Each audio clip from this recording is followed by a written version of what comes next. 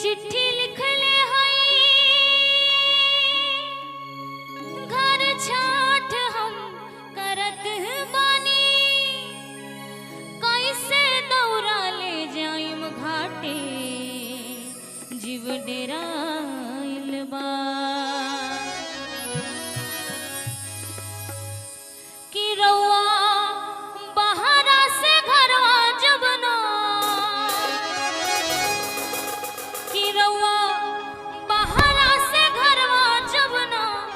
आई में बलम जी कि छोटे घाटे के करा संगे हम जाई में बलम जी त छोटे घाटे के करा संगे हम जाई में बलम जी रउआ बहरा से घरवा जब ना रउआ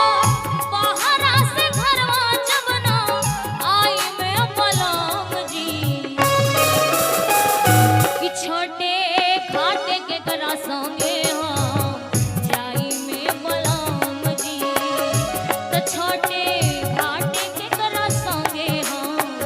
जाई में बलम जी।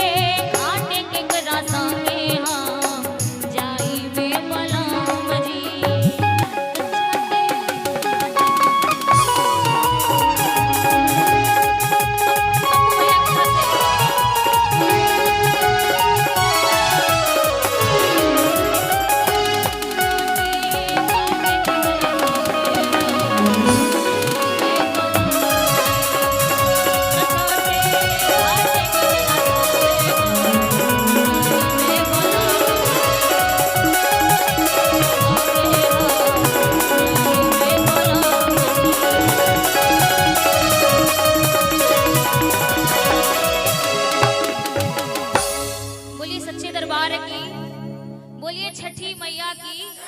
बोलिए शेरों वाली मैया की, बोलिए हरा हरा